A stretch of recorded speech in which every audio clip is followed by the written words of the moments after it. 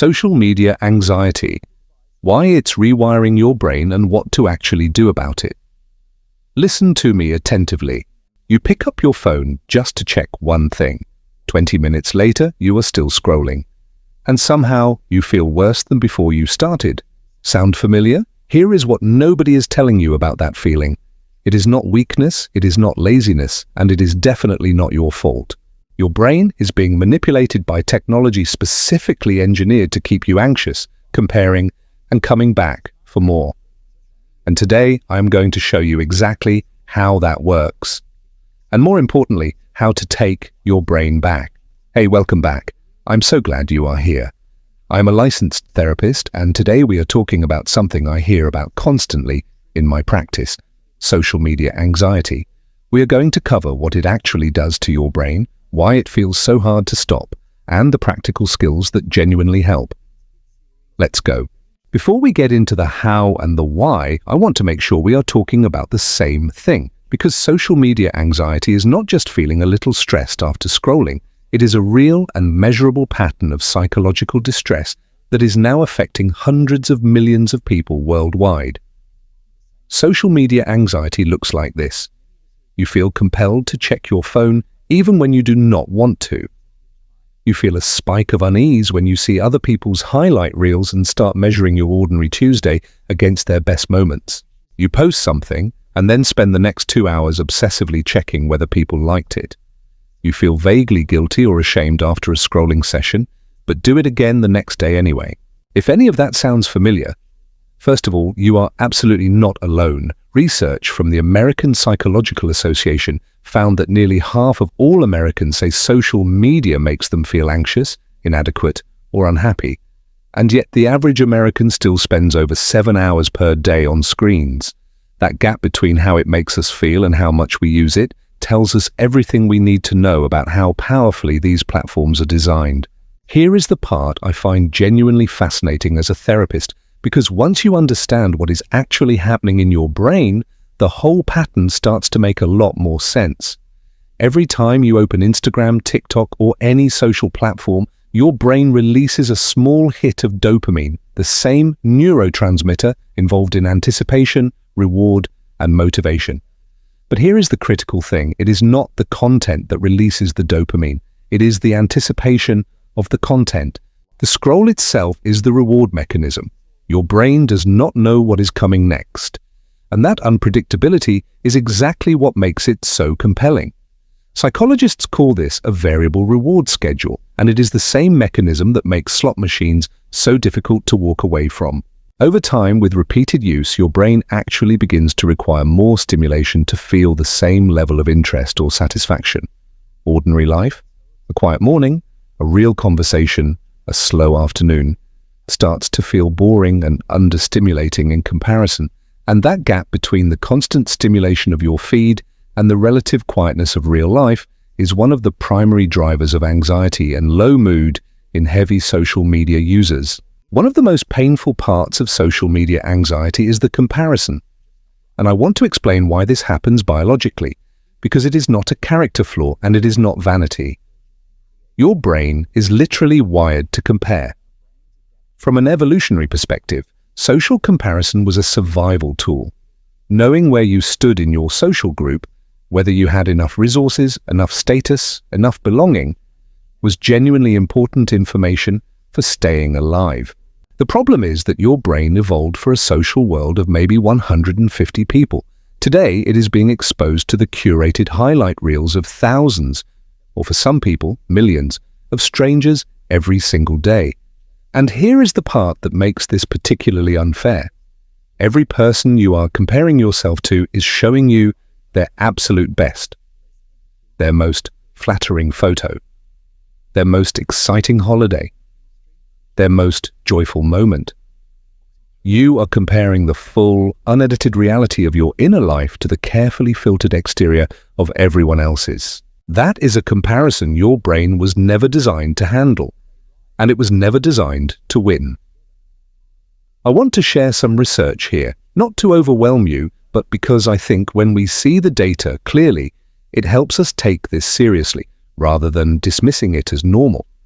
A major study by researchers at the University of Pennsylvania found that reducing social media use to just 30 minutes per day led to significant reductions in loneliness, depression, and anxiety in just 3 weeks. 3 weeks of one small change produced measurable documented improvements in mental health. Research published in JAMA Psychiatry found that adolescents who spend more than 3 hours per day on social media are twice as likely to report symptoms of anxiety and depression as those who use it less. Teenage girls are disproportionately affected, with self-esteem and body image taking the largest hits. And a landmark study by Jean Twenge at San Diego State University documented that depression and anxiety rates in American teenagers began rising sharply in 2012, the exact year that smartphone ownership became widespread among adolescents. Correlation is not always causation, Tibby, but that is a very difficult coincidence to ignore. I want to talk about FOMO for a moment, fear of missing out, because I think it gets dismissed as a millennial cliché when it is actually describing something really important about human psychology. At its core, FOMO is not about parties or events or cool experiences. It is about belonging and the fear of being left behind, left out, or forgotten by the people who matter to you. That fear is ancient and it is real. Humans are social creatures and the need to belong is not shallow. It is one of our most fundamental psychological needs. What social media has done is take that completely natural human need and weaponize it. It has created a constant rolling feed of evidence that everyone else is connecting, celebrating, succeeding, and living fully without you. The healthy response to that is not to feel less. It is to recognize that what you are seeing is a curated performance, not reality, and to redirect your energy toward the real connections and real experiences in your actual life. That is something we can actually work on together. Okay, I want to give you a really practical self-assessment here because I think one of the challenges with social media anxiety is that it creeps up so gradually that people often do not realize how much it is affecting them until it is quite significant. Ask yourself these questions honestly. Do you reach for your phone first thing in the morning before you have done anything else? Before you have even spoken to a person or had a single thought of your own? Do you feel noticeably worse about yourself or your life after scrolling, even if nothing particularly bad happened?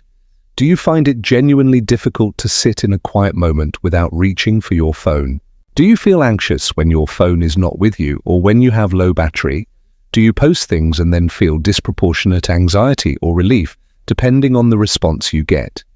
If you answered yes to 2 or more of those questions, your relationship with social media is worth paying deliberate attention to, not because something is wrong with you, but because your brain is responding normally to an abnormal amount of stimulation and comparison. And the good news is that this is absolutely something you can change. All right, this is the part I love most because this is where we move from understanding the problem to actually doing something about it. And I want to be really clear. I'm not going to tell you to just delete all your apps and go live in the woods. That is not realistic and it is not necessary. The skill that has the strongest research support is called mindful awareness, which simply means noticing your emotional state before, during, and after social media use without judging yourself for it.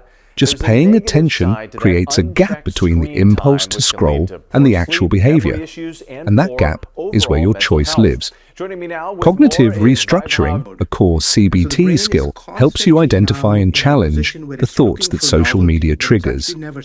When you notice the thought, everyone else has a better life than me, you can learn to examine it rather than automatically believe it. Setting intentional usage boundaries, specific times of day, specific time limits, specific apps, has strong evidence behind it and is far more effective than trying to rely on willpower alone. And moving your phone charger out of your bedroom at night is one of the single highest return, low-effort changes you can make for your sleep, your mood, and your morning anxiety. I want to end with something that I think gets missed in most conversations about social media and mental health. And that is the idea that the goal is not to eliminate social media from your life. The goal is to use it intentionally rather than compulsively. There is a meaningful difference between scrolling because you chose to and scrolling because you felt compelled to and could not stop. One feels okay, the other leaves you feeling hollow and slightly ashamed. Here is your starting point. Just one small thing to try this week. For the next 7 days, wait 30 minutes after waking up before you check your phone. Do not check it in bed. Do not check it before breakfast. Give your brain 30 minutes of being awake before you expose it to the entire internet. That one change, 30 minutes in the morning, consistently reduces anxiety, improves mood, and helps people feel more grounded and in control of their day. It sounds almost too simple to work. It works. Here is what I need you to take away from today. Social media anxiety is real, it is common, and it is not a personal failing. Your brain is responding completely normally to technology that was specifically designed to exploit its vulnerabilities. That means this is not about willpower, it is about skills, awareness, and intentional small changes. You are not stuck. Your brain can change, your habits can change, your relationship with your phone can change. Please keep courage. Try one small thing today. Things genuinely can get so much better. Thank you so much for watching today. If this was helpful, please share it with someone who needs it. You really never know whose day that one share might change. Subscribe for practical research-backed mental health tools every single week. Take good care of yourself, and I will see you in the next one.